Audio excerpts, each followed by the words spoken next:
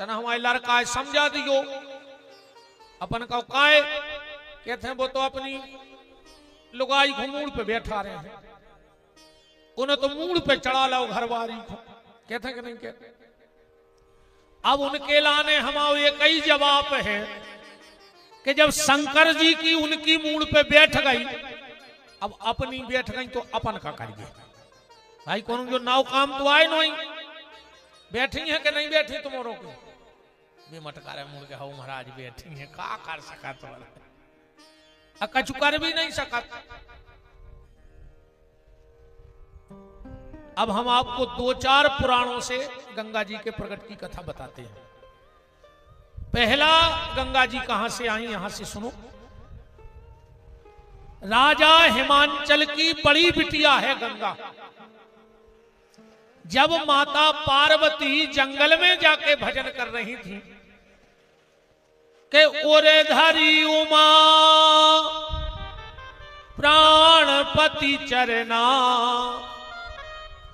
तो जाए विपिन लागी तप करना।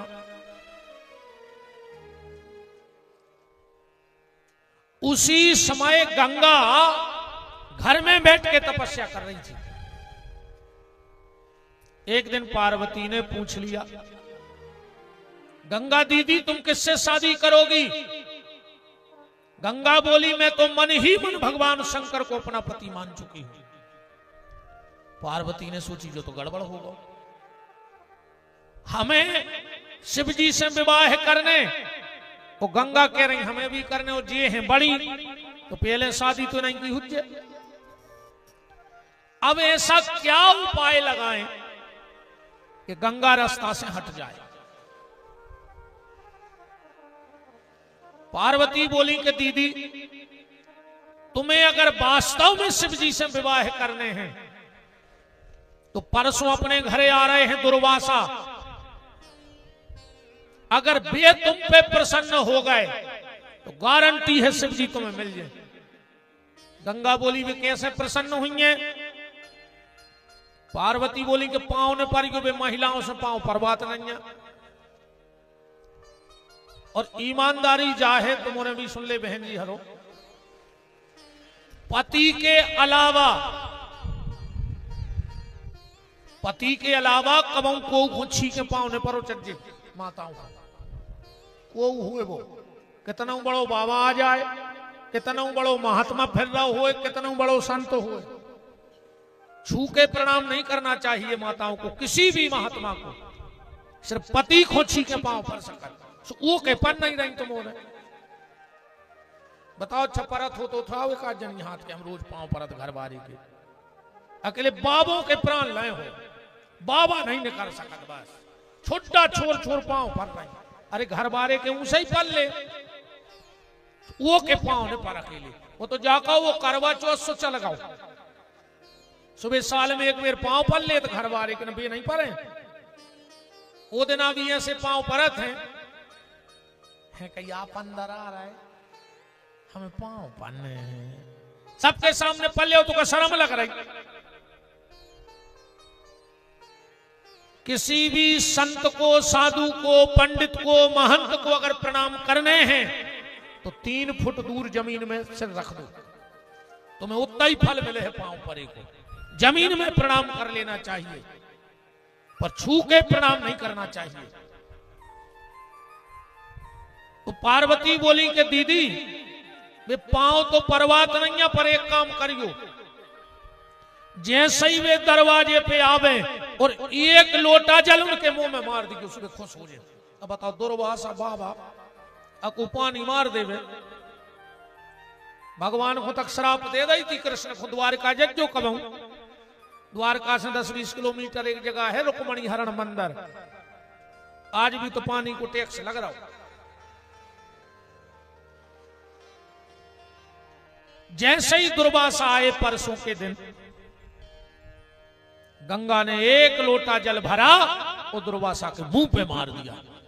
आंखें लाल हो गई दुर्वासा की। हे कन्या, तूने मेरे ऊपर पानी फेंका है, जल फेंका है, जा मैं तुझे श्राप देता हूं, तू नारी का देह छोड़ दे और जल बन जाए। जो गंगा नारी थी वो जल बन गई।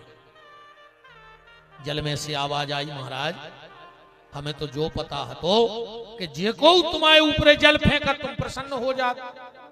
दुर्वासा ने ध्यान करके देखा, ओ ये तो गड़बड़ होगा यार, वो तो गलत शिक्षा दे दी गई। कहा बेटी श्राप तो मिथ्या हो नहीं सके, जो दे दिया श्राप वो तो होगा। अब तुम्हें जल से जल बनना पड़ेगा, पर अब तुम साधारण जल नहीं रहोगी, तुम यहां से सीधी ब्रह्मा के कमंडल में चली जाओगी। जब भगवान वामन अवतार लेंगे तो इसी जल से तुम्हारे भगवान के चरण धोए जाएंगे और तुम पतित पावनी गंगा के नाम से विख्यात हो जाओगे। और देवी तुमने संत दर्शन किया है, हम तुम्हें एक और आशीर्वाद देते हैं, कभी तुम्हारे जल में कीड़े नहीं पड़ेंगे। गंगा जल में कभी कीड़ा नहीं पड़ा था।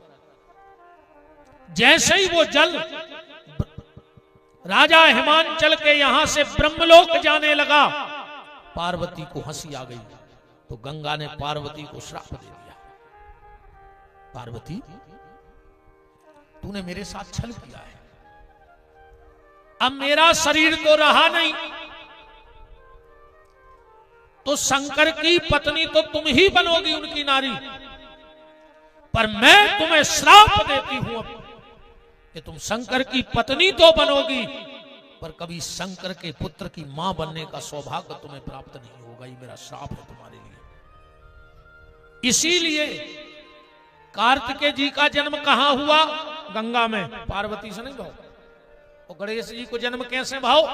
शिव जी से नहीं भाव। पार्वती ने उपटन छुटा छुटा के बालक बनाओ, तो उपटन से गणेश जी भाई कथा सबको पता है, इसे मुतमाएं ज्यादा जाने रहे। तो एक कथा तो ये मिलती है। फिर गंगा ब्रह्मा के कमंडल में चली गई, वामन भगवान के चरण धुले, पर गंगा पृथ्वी पे कैसे प्रकट हुई? एक कथा ये भी मिलती है, ध्यान से सुनना। एक बार भगवान शंकर कर रहे थे भजन, राम धुन कर रहे थे अच्छे आनंद में, और भगवान शिव आनंद में जब भजन करते हैं तो आंखों में अश्रुपात होने लगता है। और जो ही आए भजन, हाँ अगर आंखों में पानी नहीं आ रही भैया तो सब बेकार जानिए, क्योंकि बिना पानी के कुछ नहीं। उदाहरण ऐसे देखो, जैसे अपन को पंडित जी के गए, पंडित जी बिल्कुल तैयार होकर सूटकेस लेकर बाहर जाते, महाराज जी हमें जाप करवाने। महाराज बोले यार हम तो बनारस जा रहे हैं, निकल जाए, 1 घंटा बाद हमारी ट्रेन है। पंडित जी बोले ऐसा हो सकता कि तुम संकल्प करा दे, हम उतई तुम्हारे नाव को जाप कर दें और लौट के तुम्हारे घरे हवन कर दें। तो जजमान ने कही तो बहुत अच्छा है कि हमारी माला शंकर जी के बनारस में हो रही, चलो ठीक है ले आओ नारियल ले आओ। अब वो बोलो हमको नहीं ऐसे आए थे तजारी से, हम तो पूछ भी आए थे। बोले जनेऊ, बोले नैया, सुपारी, बोले नैया, पैसा, पैसा भी नहीं डाले हम अबे। तो पंडित जी ने कही एक काम करो, तन्नक सो हाथ में जल ले ले, उतई से जल लाओ। पंडित जी ने संकल्प बोल दो, होगा संकल्प। अब नारियल भी होए, जनेऊ भी होए, सुपारी भी होए और पैसा भी होए, और पानी न होए तो दुनिया में को की दम नंजा के कौन संकल्प करा दे। तो प्रमुख का कहाओ, पानी कहाओ कि नहीं कहाओ। देखो फिर अब और गहराई में चलो, तुम भगवान की पूजा कर रहे, तुमने दूध चढ़ाओ, तुमने दही चढ़ाओ, तुमने फूल चढ़ाए, बेलपत्री चढ़ाई, तुमने बनाई बेलपत्री, तुमने दूबा बनाई, तुमने फूल बनाए, तुमने दूध दही घी बनाओ, नहीं, ये तो सब भगवान की बनी बनाई चीजें भगवान नहीं दे रहा है। तुमने क्या दिया भगवान को ये बताओ। पेड़े भगवान ने बनाए, उनमें पत्ता उनने लगाए, दूबा उनने बनाई, फूल उनने बनाए, जो तो सब भगवान को आए। अपन ने तो उठा के भगवान को, तो तुमने क्या दिया भगवान को? तुम एक चीज भगवान को दे सकते हो, कभी कभी बैठ के 2 आंखों के आंसू गिरा दिया करो, ये भगवान तक बहुत जल्दी पहुंच जाएंगे। इससे बड़ा कुछ नहीं है ठाकुर जी के लिए। 2 असुगा भर आ जाए, हर कहूँ असुगा ने आत हो पूजा करत में, माला करत में, कथा सुनत में, तो तुम्हारी गत ऐसी कहाई जैसे मिठिया को पहुंचा। अबे ब्याह पर ही है, कोनो भी खाना बनावे बारो आवे, हलवाई वो सब सामान टेंट को ले ले, गंजा लिस्ट दे दे, कितनी गंजा मंगा ली, उतनी बाल्टी जो दुनिया भर को फलाना दिखानो, पर वो कोचा खुद को ही लिया है। हर मिठिया को खुद को कोचा रहते, झाड़ी और कोचा। अब वो कोचा रात भर चाशनी तारा था रज्जा में। सवेरे जब वो जान लगे, सो कोचा से पूछ गयो कि काहे रे बर्फी मीठी रह गई के सीटी? वो कहे मुझे कुछ पता नहीं है, मैं तो पूरी रात का रज्जा ही मंगा बदे देता रहा। बताओ कोचा हो का पता वो स्वाद को? ऐसा ही वो स्रोत आया है, पंडाल से घर और घर से पंडाल, और वो के हाथ है कुछ न रहो, वो तो मिठिया कैसो कोचा होगा। आंख में उसके लिए पानी जरूरी है, परमात्मा के लिए जल बहुत आवश्यक है। तुम भगवान को फूल चढ़ाएंगे, दूध चढ़ाएंगे, दही चढ़ाएंगे, पर आखिरी में अच्छे भाव में बैठ के कहियो प्रभु जो तो सब तुमने बनाओ, तो पर तुम्हारी कृपा से अब 2 असुगा हम बना रहे हैं भाव के, और जे तुम्हें अर्पित कर रहे हैं, और बे 2 असुगा तुम्हें भाव से पार करते हैं। बाकी कोई ठिकाना नहीं है जीवन को। कबीरदास जी कह रहे, कबीरा हंसना छोड़ दे, कि कबीरा हंसना छोड़ दे, रोने से कर प्रीत, और बिना रोए मिलता नहीं जग में मन का मीत। तेरे बाल बच्चों भी पल्ला में डरोले तो मताई काम करत रहे, उठे है न अको ज्यादा रोन लगे तो मताई संसार के सब काम छोड़ दे और दौड़ के पहले अपने बाल बच्चे को उठा ले, तो वो भी हमारी माँ है, परमात्मा है। तुम भी कभी चीख के रो के देखो, वो भी दौड़ करके तुम्हें गोदी में उठा लेगा, पर उसके लिए रोना पड़ेगा, तुम्हारे लिए, परमात्मा के लिए रोना पड़ेगा। भगवान शिव भजन कर रहे, आंखों में आंसू बह रहे, जब वहीं आ गए नारद जी। नारद जी ने देखा, वाह आज भोलेनाथ भजन में बैठे हैं, तो नारद जी भी उतई तमूरा लेके बैठ गए। इतने में गए गणेश जी, देखा कि नारद जी भी भजन कर रहे हैं, हमारे पिताजी भी भजन कर रहे, तो गणेश जी कहां से ले जाए? गणेश जी भी बैठ गए और ताली बजा के उत्साहित करने लगे। और जब भोले बाबा का भजन आनंद की स्थिति में पहुंचा, तो सामने परमानंद श्री कृष्ण भी प्रकट हो गए उनके सामने। बहुत ध्यान से समझ जाइए कथा। कृष्ण प्रकट हुए तो भोले बाबा कृष्ण भाव में रो रहे थे, और भगवान कृष्ण भोलेनाथ के भाव में रोने लगे। कैसे एक दूसरे की पूजा करा था। जब रामेश्वरम की स्थापना भई, राम जी से कही के इनको नाव का धर हो, बोले रामेश्वर। बोले रामेश्वर को मतलब का हो? बोले सीधो मतलब है राम के जो ईश्वर है वे रामेश्वर है, भोलेनाथ। कौन शंकर जी के बोले उनने तो अच्छो नाव धरो, रामेश्वर भी कह रहे राम के जो ईश्वर है वे रामेश्वर। शिव जी बोले उनसे बनत नहीं है नाव धर, तो हम धर रहे हैं सही नाव, व्याख्या हम कर रहे हैं। वे कह रहे राम के जो ईश्वर हैं वे रामेश्वर हैं, और शंकर जी कह रहे राम ही जिनके ईश्वर हैं वे रामेश्वर हैं। वे उनको अपनो ईश्वर बता रहे, वे उनको ईश्वर बता रहे। भगवान कृष्ण भी रोने लगे, और शिव जी की तो खाली आंखों से अश्रुपात हो रहा था, पर ठाकुर जी के तो रोम रोम से अश्रुआ बहने लगे, रोम रोम से अश्रुपात होने लगा भगवान के। ब्रह्मा जी ने ब्रह्मलोक से देखा कि भगवान के रोम रोम से, आंखों से रोम रोम से जल निकल रहा हो। ब्रह्मा जी दौड़ करके गए और उस जल को अपने कमंडल में भर लिया। भगवान के शरीर से गंगा ऐसे प्रकट हुई, एक कथा ये भी मिलती है, इसीलिए इनका नाम है गंगा। गंगा को एक नाम और है ब्रह्मद्रवित, ब्रह्मद्रवित नाम है, इसलिए ब्रह्मद्रवित नाम पड़ा गंगा का, क्योंकि भगवान के शरीर से द्रवित होकर ये जल निकला तो ब्रह्मद्रवित। और गंगा को मतलब हमें तो जो लगा थे, गा माने गले, वो गंगा में गंगा ही गंगा, गाय गा शब्द तो है, गा माने गले और गा माने गोपाल, गले भाई गोपाल ही गंगा आए, प्रेम में गल गए शंकर जी के। गा माने गले और गा माने गोपाल, शिव के प्रेम में गले हुए गोपाल ही गंगा बन के प्रकट हो गए। उस जल को ब्रह्मा जी ने अपने कमंडल में रखा। एक चर्चा ये भी आती है कि ऐसे गंगा प्रकट हुई, पर धरती पे गंगा कैसे प्रकट हुई, बात इसको आज ध्यान से सुनना, क्योंकि आज गंगा सप्तमी है तो चर्चा होनी चाहिए। इनके कई नाम पड़े, इनका एक नाम है विष्णुपदी, क्योंकि जब वामन भगवान ने विराट रूप लिया तो इसी जल से चरण धो गए, तो उनका नाम पड़ा विष्णुपदी। इनका एक नाम है जटा शंकरी, आगे आप कथा में सुनेंगे कि भगवान शिव ने अपनी जटाओं में ले लिया। इनका एक नाम है भागीरथी, क्योंकि भागीरथ जी इनको ले आए। कैसे ले आए, बात ऐसी आप समझिए, तनक सी कथा, अपन अच्छी कथा पे चलिए। राजा हरिश्चंद्र भय, कथा तो तुमने जाना, उनके पुत्र भाई रोहितास, इन्हीं रोहितास के वंश में एक बाहुक नाम के राजा भय है।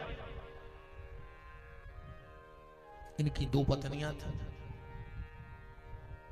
एक के बाल बच्चे ने हथे, एक के गर्भ रहेगा। तो जिसके यहां बच्चे नहीं हुए, बाहुक नाम के राजा के दो पत्नियां, एक के बाल बच्चे भाई ने। तो जब पता लगा सोत डाह को कि दूसरी के यहां गर्भ है, उन्हें जहर दे दो खिलाने, रानी को जहर दे दो। और जब जहर दिया, वो रानी भगवान शिव की बड़ी भक्त थी, उसने भगवान शिव से आराधना की कि भोलेनाथ, मेरे गर्भ में जो बेटा है, बालक है, और मुझे जहर दे दिया है, मेरी प्रार्थना है मेरे बालक को कुछ नहीं होना चाहिए। भगवान शिव ने कहा चिंता मत करो, तुम्हारे बालक की रक्षा का जिम्मा मेरा है, कुछ नहीं होगा। वास्तव में शिव जी ने वो गर्भ की रक्षा करी, और जब गर्भ की रक्षा करी तो जब वो बालक को जन्म भाव, तो जो जहर दोगा तो वो जहर संगे लेके आओ हाथ में। जहर लेके जन्म हुआ, इसलिए उनका नाम क्या पड़ा, साथ में जहर ले आए, नाम पड़ गयो सगर। ध्यान से सुन चाहिए, सगर, गर माने हुत जहर, गरल सुदार पुकरहु मिताई, गोपत सिंधु अनल सितलाई। साथ में जहर लेके जन्म हुआ, तो इनका नाम पड़ गया सगर। बोलो सगर महाराज की जय। सगर थोड़े से बड़े हुए, इनके दो विवाह हुए सगर के। ध्यान से सुनना, गंगा कैसे प्रकट हुई, बिल्कुल इसलिए ये बात भीतर से निकाल रहे हैं। सगर जब बड़े हुए तो सगर के दो विवाह हुए। एक पत्नी का नाम था केसनी, और दूसरी पत्नी का नाम था सुमति, जो गरुड़ की बहन हती सुमति। राजा सगर को ब्याही गई। अब राजा सगर को लगा कि हमारे यहां पुत्र हो गए, दोनों पत्नियों से पुत्र हो गए, पर पुत्र कैसा चाहिए, बोले भगवत प्राप्त, भगवान का भक्त हो। हाँ, संतान हुई तो ऐसा ही हुए, अको धुंधकारी जैसी हुए।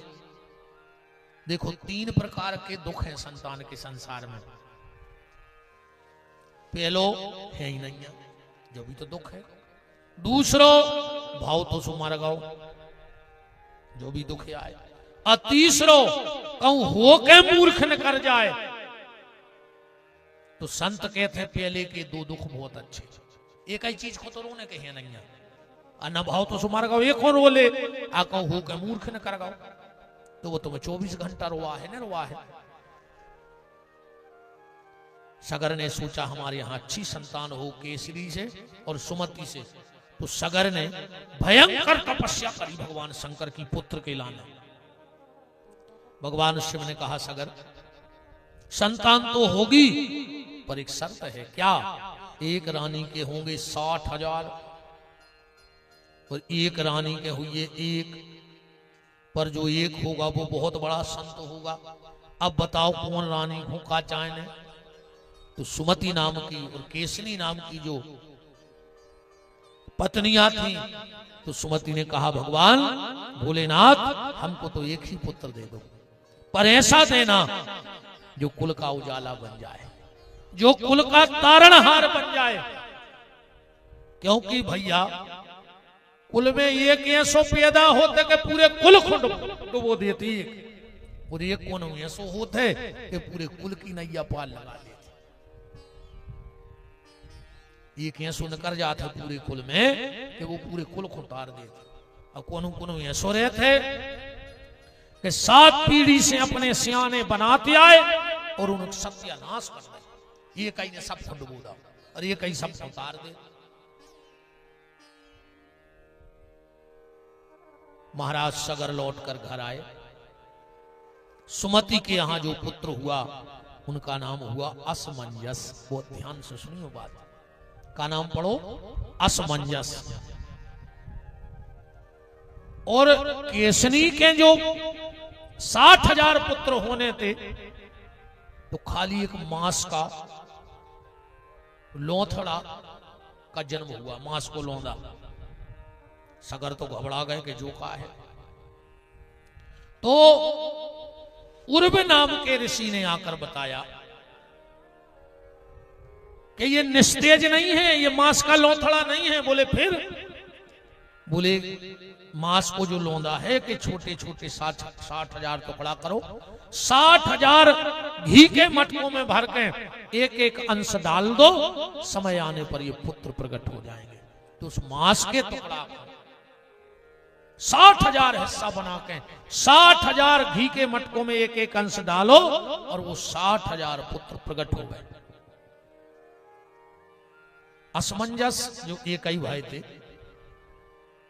बेहते पुराने बहुत सिद्ध संत, पर कुछ प्रारब्ध के कारण उनको फिर जन्म लेना पड़ा, पर उनको पुरानों सब याद है। तो असमंजस जी को उनने सोची कि यार हम फिर इस संसार में बिद जाए, वही संसार में बिदे बिदे आए और फिर बिद जाए। सुन की हरकतें हो गई पागलों हैं। राजा असमंजस की बिल्कुल पागलों जैसी हरकतें, इतने तक कि जे गांव के बाल बच्चे उठावे और सरजू में फेंके आवे, कोनो सरजू के घाट पे बैठो जी धक्का दे देवे। एक दिन पूरी प्रजा राजा सगर के पास गई। वो बोले महाराज हमको ऐसा राजा नहीं चाहिए, राजा तो प्रजा का रक्षक हो, ये तो मोड़ी मुड़ा उठा उठा फेंक दे सरजू में। राजा सगर ने कहा अगर मेरी प्रजा को कष्ट देता है, मेरा पुत्र भी है, तो मैं इसका त्याग कर दूंगा। और राजा असमंजस को महाराज सगर ने निकाल दो घर से। कथा तो समझ में आ रही है कि नहीं आ रही? असमंजस को निकाल दिया, पर असमंजस का विवाह हो गया था। राजा असमंजस ने सोची जो बहुत अच्छा रहो कि हमें घर से भगा दो, अब हम भजन करें और मुक्त हो जाएं। पर जब जाते जाते जब अयोध्या से निकलने लगे, तो सरयू माता के सामने हाथ जोड़ के बोले मां, मैंने जितने भी बच्चे सरयू में फेंके हों उन सबको वापस कर दो। मैं किसी की जान नहीं लेना चाहता था, मैं तो परिवार से पिंड छुड़ाना चाहता था। लोग हमें पागल समझे और हमें भगा देवे, हम आओ काम होगा माता, अब हम भजन को जा रहे हैं। कहते हैं जितने पुत्र प्रकट भय सब ब्रह्म ज्ञानी भय। जब असमंजस जी चले गए, जब राजा सगर ने देखो कि अरे राम राम, हम तो हमारे मोड़ा को पागल जानते, मूर्ख जानते, पर वो तो बहुत बड़ो ब्रह्म ज्ञानी निकलो। पर अब का पता कहां चले गए। असमंजस जी गए और भजन करके उसी देह से परमात्मा में लीन हो गए। असमंजस के यहां जो पुत्र हुआ उनका नाम था अंशुमान। ध्यान से सुन ये बात, का नाम है तो अंशुमान। जब वो राजा सगर के 60,000 लड़के हुए, एक दिन सगर से बोले कि पिताजी अब अपन को अश्वमेघ यज्ञ करो चाहिए। अपने लगा बल है, हम 60,000 पुत्र हैं, एक छत्र राज पृथ्वी पे हमारा होगा। सगर ने कही ठीक है। अश्वमेघ यज्ञ किया राजा सगर ने, और अश्वमेघ यज्ञ का नियम है कि उसमें घोड़ा छोड़ा जाता है। वो जिस राज्य में से निकले, या तो घोड़ा को टीका लगा के पूजा करके आगे बढ़ा दी, मतलब तुमने वो राजा की दासता स्वीकार कर ली। और अगर लड़वे की दम है तो घोड़ा बांध लो, फिर युद्ध करो। अब उस समय राजा सगर का इतना बोलबाला था भूमंडल पे कि जिनके 60,000 लड़का हो वो युद्ध कर रहा। इंद्र ने विचार करो कि अगर इनको पृथ्वी पे एक छत्रराज होगा तो ये सुनो हो कि जो मिलकर फिर स्वर्ग पे चढ़ाई कर देंगे। क्योंकि कभी कभी बड़े बड़े पदों पर बैठने वाले लोग नहीं चाहते कि नीचे वाला बढ़ जाए। हाँ बिल्कुल जो गारंटी जानिए, बड़े बड़े पदों पे जो बैठे हैं वे कभी नहीं चाहे कि तुम्हारा स्तर बढ़ जाए।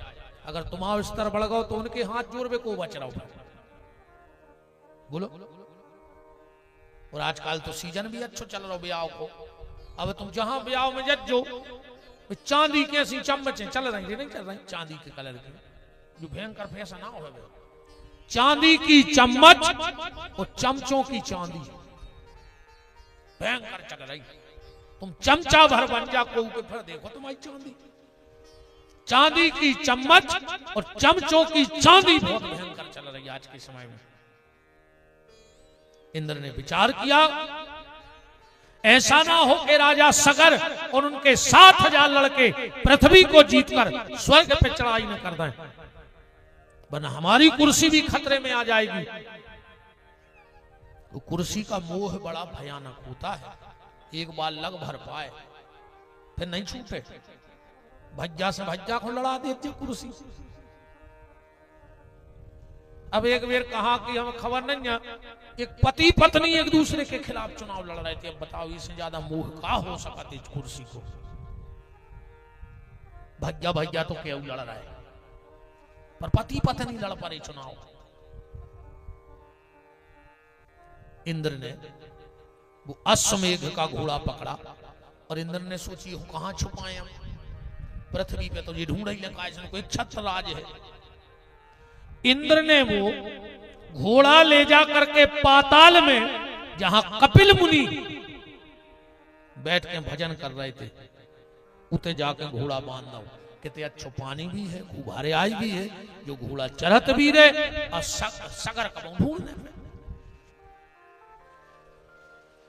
कपिल ऋषि कौन है, भागवत में अच्छी प्यारी कथा है।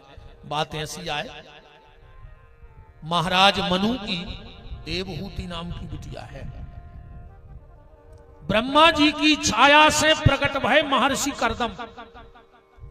करदम ऋषि ने 10,000 साल तपस्या करी, 10,000 साल। भगवान की एक दिन भगवान प्रकट हो गए। ब्रह्मरूही करदम वरदान मांगो। करदम ने कछु ने कही, भगवान बोले करदम वरदान मांगो। करदम ने फिर भी कछु ने कही। भगवान बोले मांग काय नहीं रहे। करदम बोले प्रभु वरदान तो मांगने हैं, पर मांग भी में तना संकोच सो लग रहा है। अरे भगवान बोले बिल्कुल संकोच न करो, मांगो का चाहने।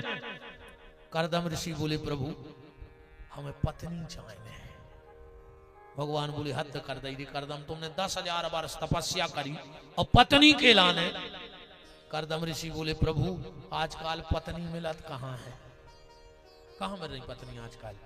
आजकल तो वाइफ, अंग्रेजी में कहते हैं wife. This is my wife. वो दिन भर पति की कैंची से काटे लाइफ। लाइफ तो ठीक है दद्दा, अब एक ही वाइफ है तो लाइफ काट रही थी भाई अच्छी थी। अब तो घर वाले को काट के ड्रम में धर देते।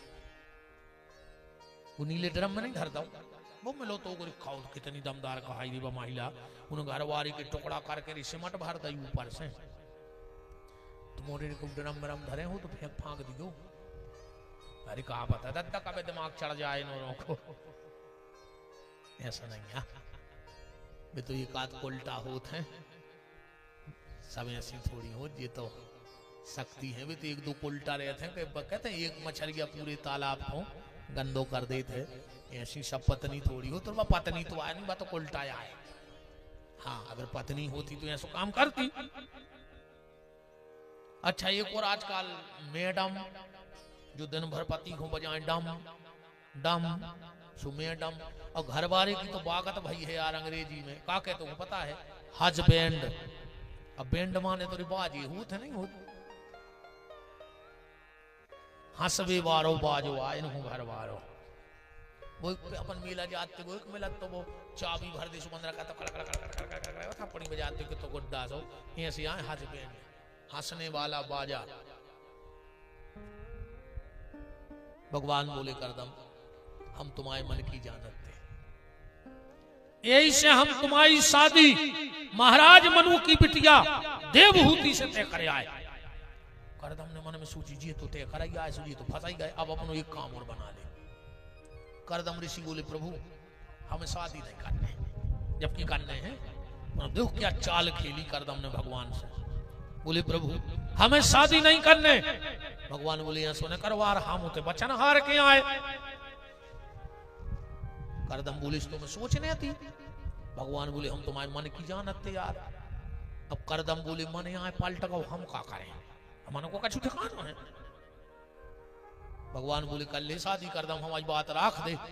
देखो करदम ने का चाल खेली। बोले प्रभु तो तुम्हें हमारे एक काम करने पर हम जब यहाँ ब्याह करें। बोले का तुम हमारे पुत्र बन के हमारे यहां प्रकट होगे। भगवान बोले जो नहीं हो सके। करदम बोले तो ब्याह भी नहीं हो सके। करदम ने सोची ब्याह तो हुई, रब जी को हमारे पुत्र बन के आ गए तो हमारा जीवन धन्य हो जाए, जो काम और करेंगे इतना और हो ही जाए। भगवान बोले ठीक है बाप हम हैं तुम्हारे पुत्र बन के। करदम बोले हमें तई तो चाहते। भगवान बोले करदम तुम्हें कहीं जाने की जरूरत नहीं है। परसों महाराज मनु शत्रुपा अपनी बिटिया देवहूति को लेके तैयार है। परसों का दिन आया, महाराज मनु शत्रुपा अपनी बिटिया देवहूति को लेकर करदम ऋषि के आश्रम पहुंच गए। करदम ऋषि ने 3 आसनें बिछाई।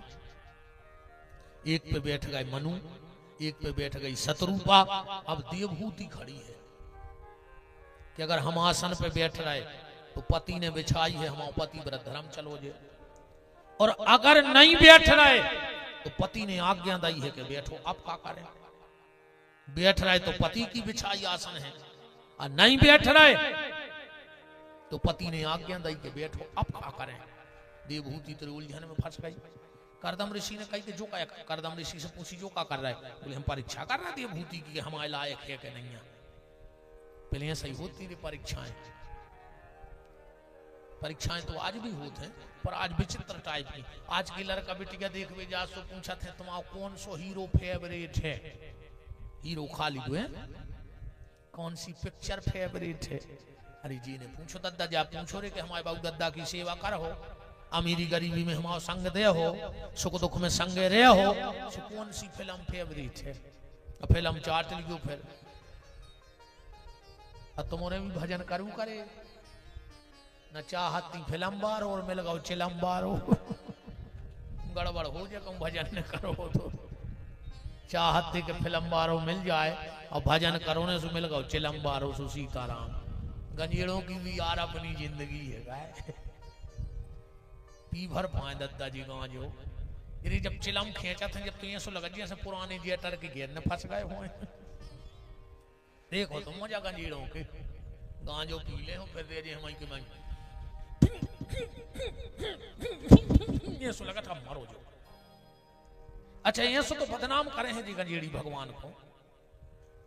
कई भोले की बूटी जिसने ना पी गांजे की कली, लड़का से लड़की भली। अरे तुम में लगे लोग हर गया हयात मासो मचाए। अच्छा कछु कछु के गांजो पी ले सो भजन में मन लगा था, काय लगे गांजे से भजन में मन लगा था। ये गंजीड़ों को मन नहीं लगे, इनकी झाकियां बंद जात आओ भी तो कीर्तन में बैठे अच्छ पीला गांजे से बंद गई धक्की, जय सिया राम जय जय सिया राम, कीर्तन होगा बंद, अब घरे आ गए। अब झाकी बाई बंदी सोच सोच गए जय सिया राम जय, घरवारी ने धक्का के चुपचाप डर ने सूराव ने सुन दे रहा गंजेड़ी। शंकर जी बन रहे तुम गांजो पी के, शंकर जी ने जहर पियो तो रे तुम सेल पास ही खा के बता दी हम जाने के तुम शंकर जी बन गए। शंकर जी तो सांप को हेरे लटकाए, तुम छिपकुली पकड़ ले चार छे। शंकर जी को बदनामा कर दो गांजो पी के, पूछ ली क्यों कौन उसे, अगर प्रमाण दे दे तो हम जो कहू वो हार देंगे। शंकर जी गांजो पी के थकाऊ एक जगह लोग को बता दिए हमको दुनिया में, चैनल पे भी हम चैलेंज दे रहे, सुन रहे हो तो कमेंट में लिख दी जी के लिए प्रमाण हो। शिव जी अकेले भांग से स्नान करत है, भांग भी नहीं पिया शंकर जी, ये तो बदनाम है करे भंगेड़ी गंजेड़ी। यजुर्वेद में लिखा है विजयम धनु कपर्दिनो विशल्यो बाणवाम तो अनोर्सन सजावर्ष निखंगदी। और ब्रह्म काल को श्री भगवत सांब सदा शिवाय नमः विजया स्नानम समर्पयामि। ऐसे स्नान करते हैं विजया को। शंकर जी ने पियो तो जहर सुनखो उठे बहुत जलन शरीर में, वो भांग में रहते बहुत ठंडक।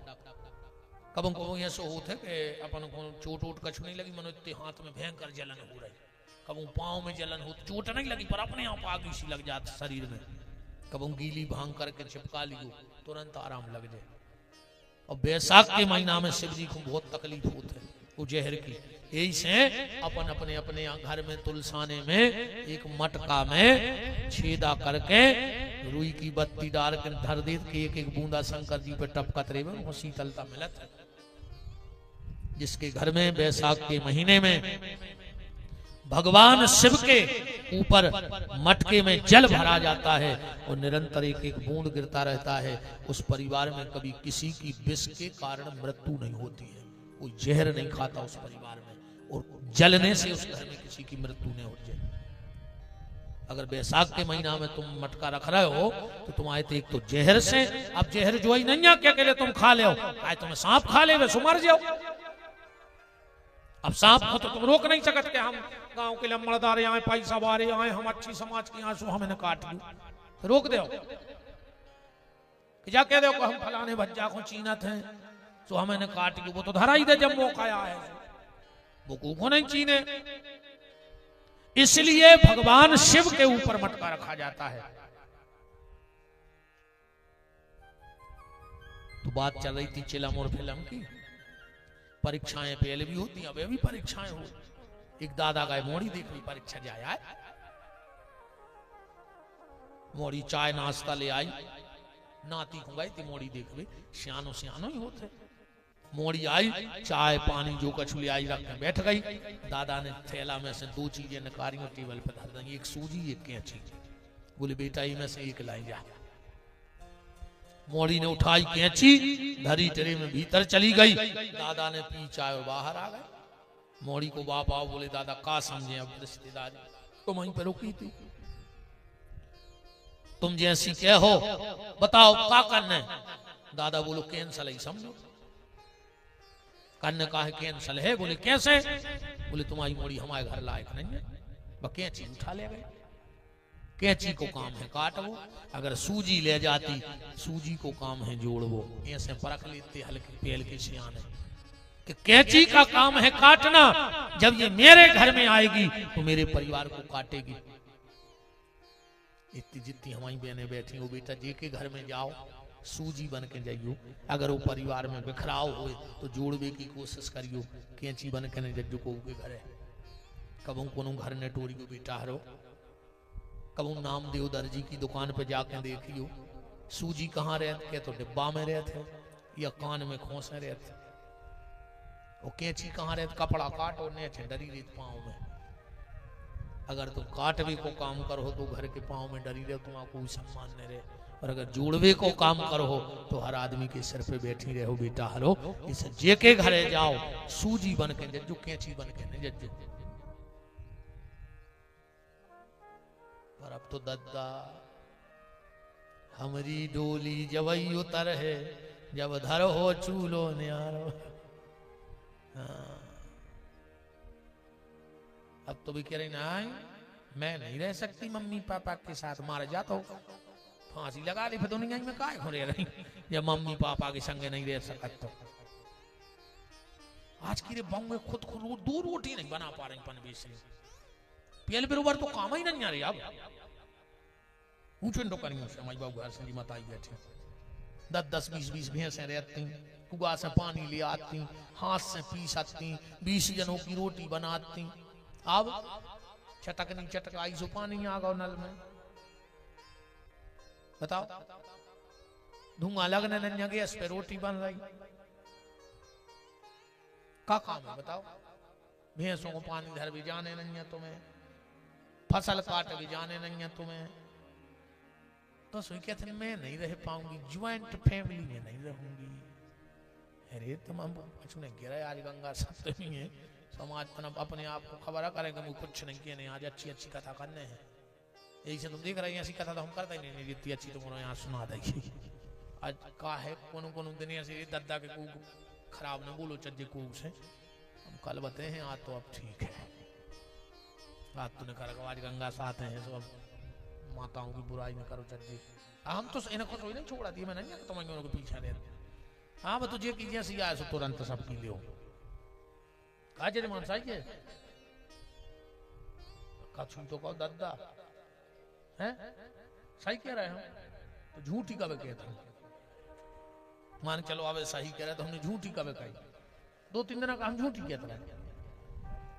अच्छा तो ठीक है कह रहे अब सही कह रहे हो, मन कल झूठी झूठी कही, अच्छा तो ठीक है।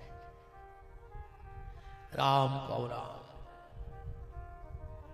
3 आसने डाल दी, एक पे मनु, एक पे शत्रुपा।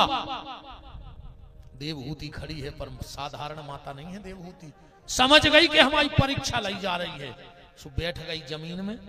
पति के बिछाए आसन पे नहीं बैठी, पर हाथ रख दो पति के बिछाए आसन पे कि पति ने आज्ञा दी है कि बैठो, सो को भी सम्मान होगा। वो बैठ गई जमीन में। कर्दम ऋषि समझ गए मेरे योग्य है। देवहूति से बोले देवहूति हम तुमसे शादी तो करेंगे पर तुमसे भी एक शर्त है। बोले कौन सी शर्त? बोले हमारे तो एक भी संतान हुई है और हम तुम्हें छोड़ के भजन कर भी चले जाए जंगल। देवहूति बोली नाथ हमें मंजूर है। महाराज मनु और शत्रुपा ने अपनी बिटिया देवहूति को कन्यादान कर्दम को करो लौट के आ गए। कर्दम ऋषि ने विचार करो कि भगवान की कृपा से हमें इतनी अच्छी पत्नी मिली है, तो बैठ के भगवान को धन्यवाद तो देवे। देखो अपन का करत है कि कछु तकलीफ होत है तो भगवान को जरूर कोसत है और सुना भी जात है, पर जब जीवन में कछु उपलब्धि होत है तो फिर अपन भूल जाते, फिर लगत के हम ही नहीं करो जो सब कछु। तकलीफ हो जाए तो भगवान ने ठीक नहीं करो आ रहे हैं सुनने करने। तो अगर दुख में भगवान को दोष दे रहे हो तो जीवन में जब सुख आवे तो कब भगवान को धन्यवाद भी देंगे कि प्रभु तुम्हारे लाने धन्यवाद है, तुमने हमारी औकात से ज्यादा दो है। भगवान के बेईमान अकेलो दुख रो भी मोरे घरे आ जाता, और खुशी हो जाए तो सब भूल जाता। जैसे एक उदाहरण दें, 13 में महाराज दिखा ब्याह में फिर रेत खबर के पहले महाराज में खुआ थे अकेले 13 में भर महाराज खा ली थी। कहा से दादा वो तुम्हें चुकाऊं ब्याह समझ जा लगन में ये मैं भूल जाता है। 13 में मनो दादा को छिटकी ने दे महाराज हरे जी जाए पहले। अब हम ये विषय पे भी न आज नहीं जा रहे। 100 सालें हो गई कर्दम को समाधि लगाए। देवहूति सामने बैठी है, बूढ़ी हो गई, बिल्कुल सामने बैठी के का पता कबे हमारे पति की समाधि खुल जाए और हमसे कछु मांगे और हम नहीं दे पाए तो हमारा पति व्रत धर्म चलो जाए। 100 साल बाद आंखें खुली, देवहूति बूढ़ी हो गई। ओ देवी जाओ सामने बिंदु सरोवर है, उसमें स्नान कर आओ। देवहूति गई और जो डुबकी लगाई ऐसी हो गई जैसे काले भी आओ भाव हो। एक कामक्त नाम का विमान बनाया कर्दम ऋषि ने, जो में बैठे और जहां की कामना करें उतर तुरंत। मान के चलो विमान में बैठे में बंबई जाने, अगली क्षण विमान बंबई में, जो उसमें बैठ के वो सोच लिया जाए वो पूरा हो जाए। पति पत्नी दोनों उस पे बैठे, इनके 9 कन्याएं हो गई। एक दिन कर्दम ने विचार करो कि हमने कही थी एक संतान हो और हम घर छोड़ के चले जाए, ये तो 9 बेटियां हो गई। तुरंत कमंडल उठाया, देवहूति से बोले देवी अब हम जा रहे। देवहूति बोले नाथ कहां जा रहे हैं? बोले अपनी बात थी कि एक संतान हुई है और हम तुम्हें छोड़ के भजन करवे चले जाए। देवहूति बोली नाथ हमें कौन के सहारे छोड़ के जा रहे? बोले जी 9 बेटियां। बोले इनकी तो भी आओ हो जी अपने अपने घरे चलेंगे। और आप जंगल में काहे जा रहे? बोले परमात्मा की खोज में। देवहूति बोली भूल गए आपने एक दिन हमें बताई थी कि भगवान ने आपके ते पुत्र बन के आवे को वचन हारो। और ही कर्दम बोले हम तो भूल ही गए कि तो खुदा ही घरे आए। मार फेंक दो कमंडल। समय आने पर इनके यहाँ भगवान कपिल का जन्म हुआ। बोलो कपिल नारायण भगवान की। ब्रह्मा जी आए भगवान के दर्शन करवे। ब्रह्मा जी के हैं 10 मानस पुत्र नारद जी के समेत। वो दिन नारद जी कहूं घूम भी चले गए, 9 लड़का हाथी संग है। ब्रह्मा जी के आ गए, दर्शन करे। ब्रह्मा जी बैठे बैठे बोले भैया कर्दम तेरे तुम्हारे ना 9 बेटियां और मोरी ना 9 लड़का। सो तुम्हें दमाद ने ढूंढने पर हमें बम्बे ने ढूंढने पर नहीं हो तो ये कहीं में हो ना हो जाए। पहलो सम्मेलन भाव, आजकल तो खूब सम्मेलन हो रहे हैं पर दुनिया को पहलो सम्मेलन कर्दम ऋषि ने और ब्रह्मा जी ने मिलकर करो। आजकल तो सभी जगह सम्मेलन हो रहे हैं पर पहला देश का सम्मेलन कर्दम ऋषि ने और ब्रह्मा जी ने मिलकर किया।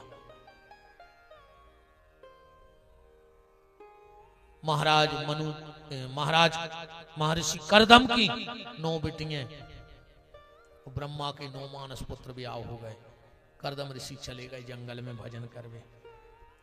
अब कपिल भगवान बैठे हैं और माता देवहूति है, बस 2 प्राणी बचे घर में। जी आए भगवान कपिल।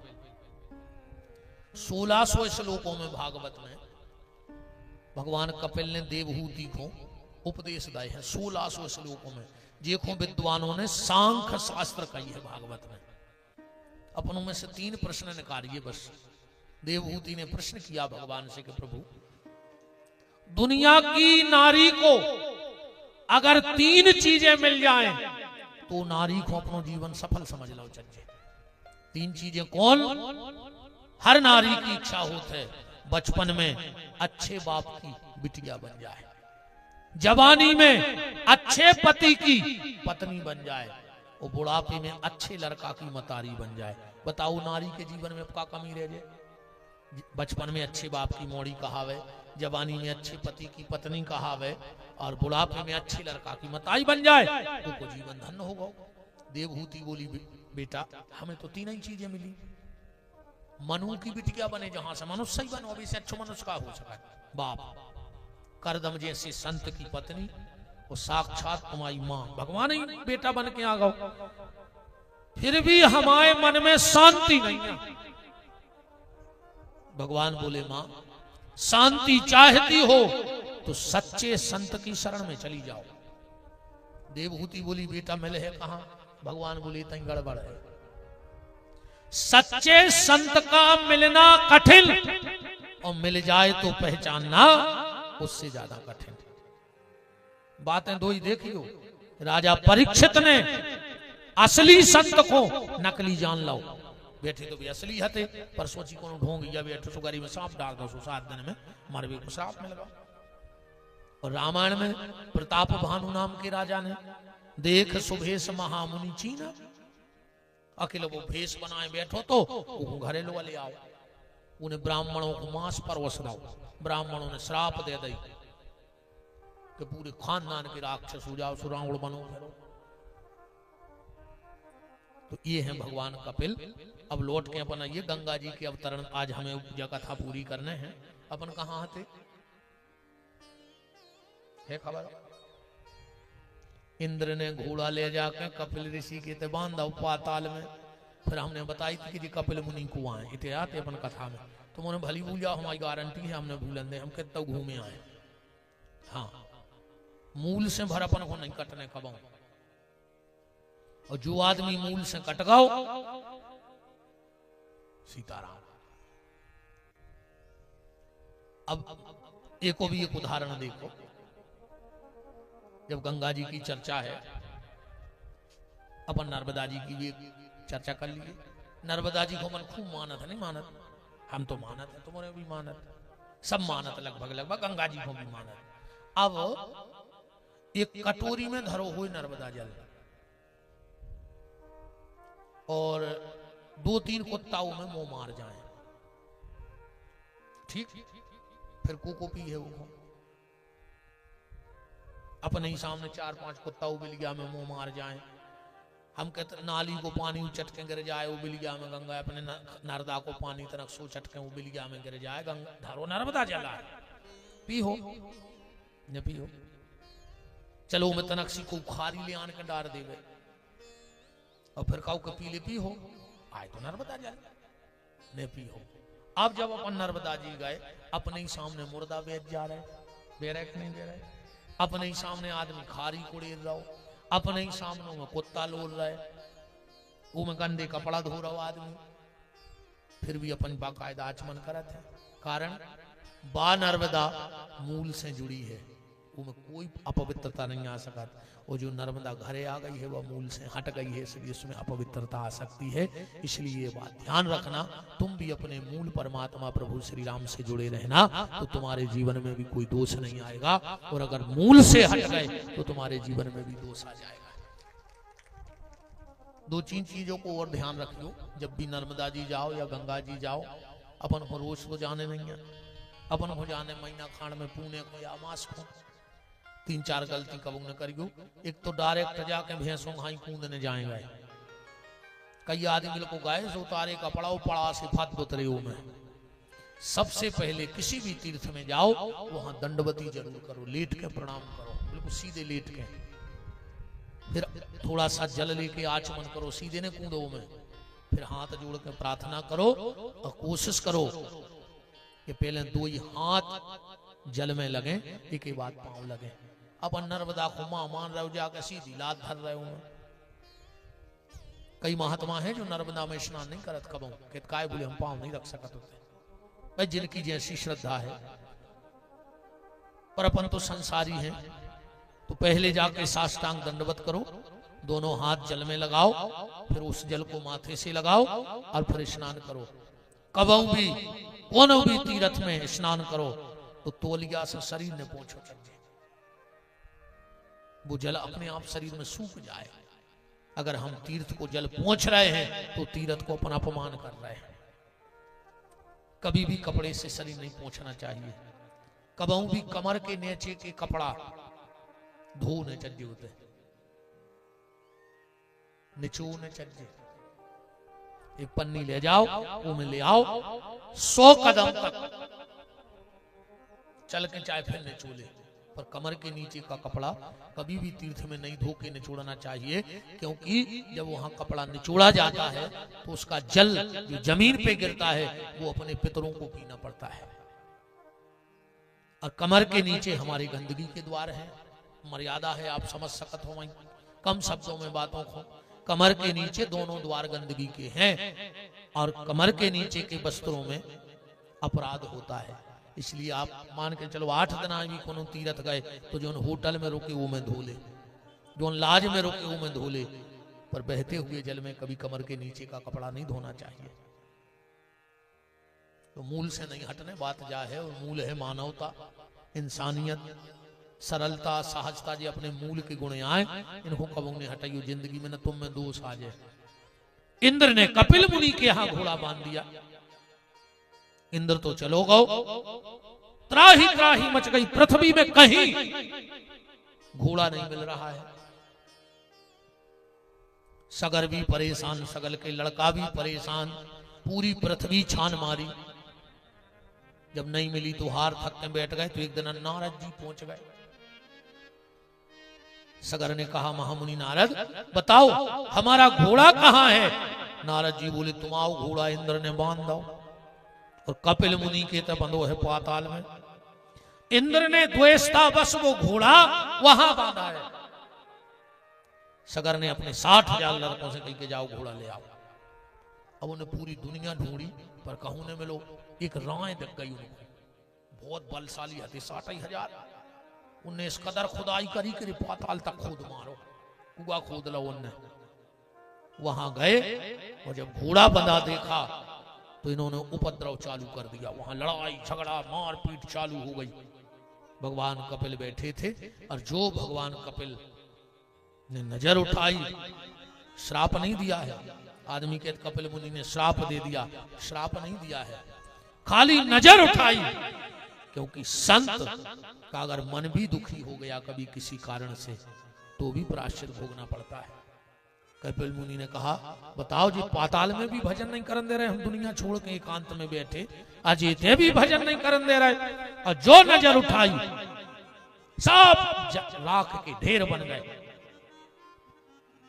जब राजा सगर को पता लगा तो कपिल मुनि के चरणों में गिर पड़ी, बोले गुरुदेव हमें ये चीज को दुख नहीं है कि हमारे लड़का मर गए। अगर ये वीर गति युद्ध करत करत मरे होते तो हम क्षत्रिय हैं, हमें खुशी होती कि हमने सामने से छाती करके लड़ाई लड़ी है। पर दुख ये बात को है कि इनने एक संत को अपराध करो, हमारे कुल को कलंक लगा दो। आप दयालु हैं, आप भगवान हैं, आप कोई उपाय बताओ जिसके कारण हमारे इन पुत्रों की गति बन जाए। भगवान बोले इनका तर्पण कराओ। तो अब सगर तो तर्पण कर नहीं सका, कैसे भी बाप आए उन 60,000 के, और पिता को तर्पण करने को अधिकार शास्त्र में है नहीं। एक भैया है तो असमंजस, सुबह जंगल चलोगा। अब या तो भाई तर्पण कर सकता है या भतीजा या पुत्र। तो कौन तर्पण करे पितरों का? बोले अंशुमान को बुलाओ। सगर को नाती, असमंजस को पुत्र। कहते हैं अंशुमान आए और जैसे ही तर्पण के लाने हाथ में जल लेवे और वो जल सूख जावे। जो नदिया में हाथ लगावे जल के लाने वह नदिया ही सूख जावे। सगर तो घबरा गए कि बताओ अब तो तर्पण तक नहीं हो पा रहा, जहां को पानी छीरा है वो पानी सूख रहा हो। राजा सगर की आंखों में अश्रुपात होने लगे। भगवान कपिल के चरण पकड़ लिए, बोले महामुनि अब तो आप ही हो, आप उपाय बताओ कि हमारे पुत्रों की गति कैसे होए। आज ने संतों को अपराध करो है, संत अपराध, भगवंत अपराध किया है। जब सगर के आंसू देखे तो भगवान कपिल ने कहा महाराज सगर अब एक ही उपाय है, अगर कोई भगवती गंगा को प्रकट कर ले, मृत्यु लोक में ले आए तो तुम्हारे पुत्रों का उद्धार हो सकता है। अब सगर तो हो गए थे बूढ़े, अब उनसे तपस्या तो होती नहीं। घर में लौट के आए, अब हमारे पुत्रों का उद्धार नहीं होगा। तो सगर इतने रोए कि रोते रोते उसी चिंता में प्राण निकल गए। देखो दुनिया में 4 प्रकार को दुख है। पहलो दुख है संपत्ति से, दूसरो है संबंधियों से, तीसरो दुख है संसार से, और चौथो दुख है संतान से। पहलो दुख संपत्ति से, ज्यादा पैसा हो जाए वो भी दुख को कारण बने। सगे संबंधी सुखी ने रहने भाई, मान चलो अपन अच्छे हैं, अगर रिश्तेदार लड़ंखा भाई तो तुम आते सो तो जेल में ठाड़ी बीड़ी लाए उनसे मिल भी। अब तुम बिल्कुल दंदी फंदी नंजमन उनकी लाने तो लगी दर्द का कर रहा है, नहीं कर रहा है, सो किल है संसार से। पर ये 3 दुख व्यक्ति फिर भी सह लेता है, संबंधी का, संपत्ति का और संसार का। पर जो चौथा दुख होता है संतान का, बड़े से बड़ा फौलाद भी औलाद के सामने झुक जाता है, टूट जाता है। कैसे वो ममता ही ऐसी बनाई। सगर औलाद के चक्कर में, संतान के चक्कर में इतना रोए कि प्राण ही निकल गए सगर के। अंशुमान ने विचार किया, असमंजस के पुत्र, कि अब हम भजन करेंगे। तो अंशुमान ने 36,000 वर्ष तपस्या करी। अंशुमान अच्छा जे को भी तपस्या को जा रहे थे अंशुमान, तो इन्हें भी पहले शादी कर ली।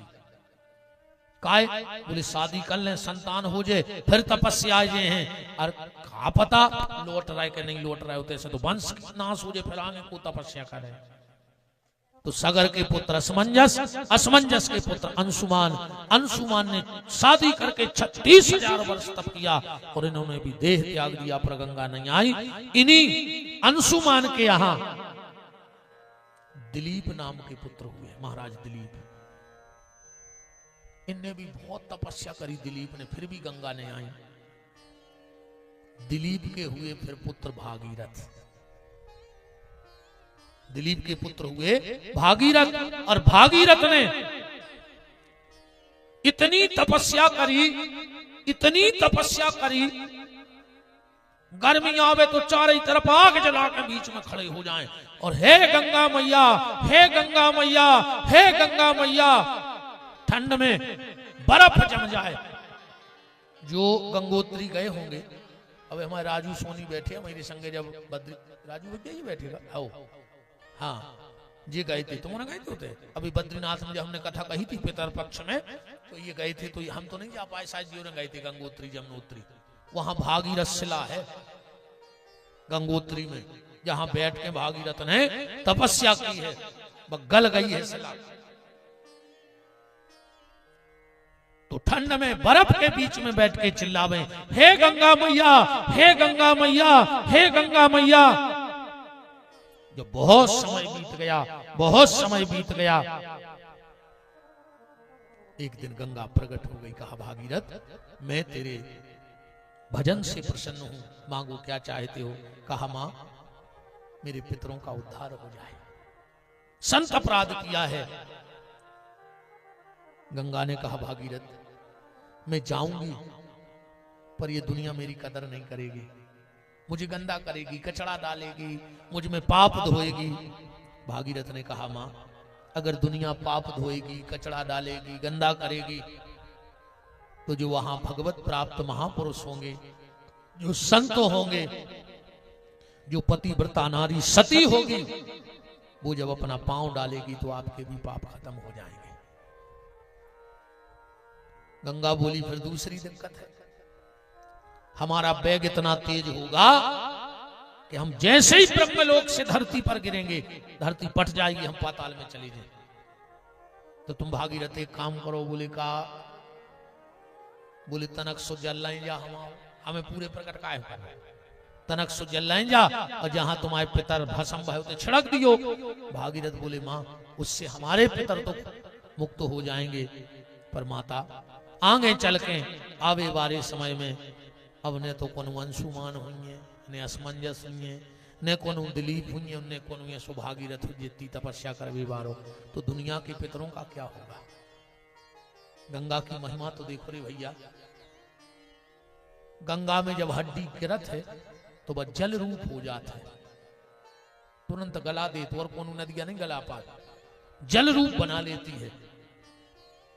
अकुम गलती ने तो अब तो गंगा में ढील लगो हो, तो हाड़ों को नहीं लगो हो, तो करोड़ों आदमी मर रहा रे रोज। अच्छा कब यहाँ सो लगो अपन मौका सब पे है, हम पे है, तुम यहाँ सो लगो कि अपन फूल सराबे गए हो, सो अपन नहीं हुए होते, भीड़ ने होके लगे आज तो अकेले हम ही ने सराय 100-200 आदमी तो थैलियां लाए फिरता ही रहे, तो वो दुनिया बड़ी है।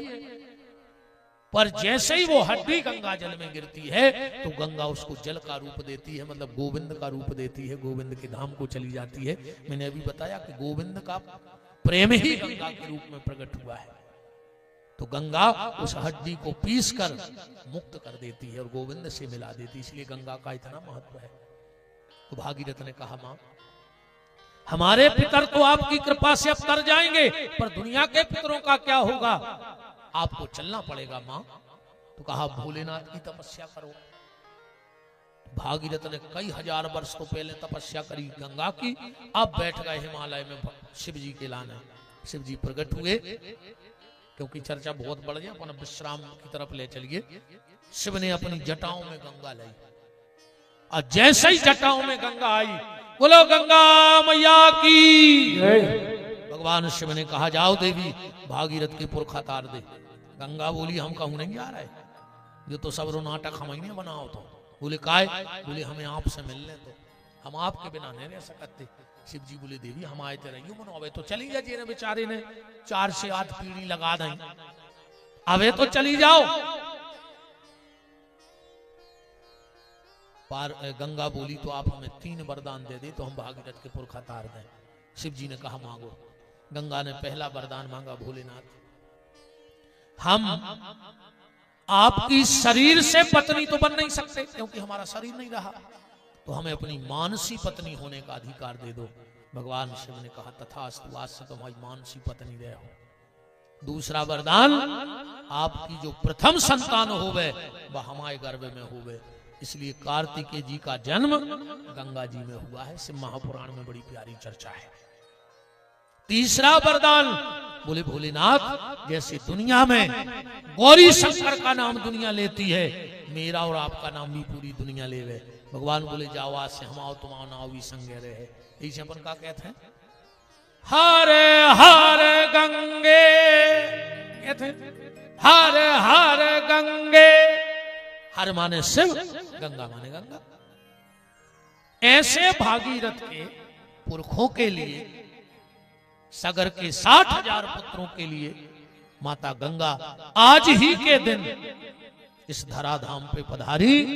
इसीलिए भक्त गाते हैं कि गंगा गंगा बोलो भाई, अरे सांवरिया गंगा गंगा बोलो भाई, अरे सांवरिया। गंगा गंगा बोलो भाई, अरे सांवरिया गंगा गंगा बोलो भाई, अरे सांवरिया। गंगा ब्रह्मलोक से आई, गंगा शिव के जटों समाई। गंगा ब्रह्मलोक से आई, गंगा शिव के जटों समाई। गंगा गंगा बोलो भाई, अरे सांवरिया गंगा गंगा बोलो भाई, अरे सांवरिया। और आप लोग तो आज डबल बड़भागी हो, गंगा के प्राकट्य की कथा तो सुन ही रहे हो, पर यहां एक और गंगा बह रही है। अब वास्तव में गंगा आई है आज, 4 बूंदा भी आए मनवाए तो। देखो दुनिया के जितने तीर्थ हैं वे आखिरी में कहां चले जाते? समुद्र में। और पानी कहां से उठत? समुद्र में से। तो समुद्र में से जो अपने तो डायरेक्ट नाव है वो आज गंगा जमुना कावेरी सरस्वती सब आ गई। और सबसे बड़ी कृपा कि राम नाम गंगा, या भी तो गंगा ही है कि राम नाम गंगा अगम बही जाए, जाम को नहाए।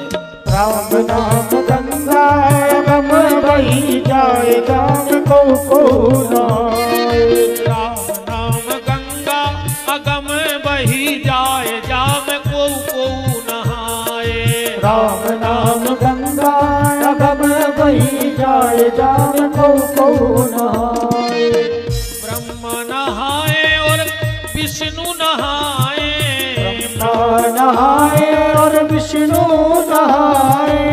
भोला नहाए जाम डमरू बजाए, जाम को नहाए। राम नाम गंगा अगम बही जाए, जाम को नहाए।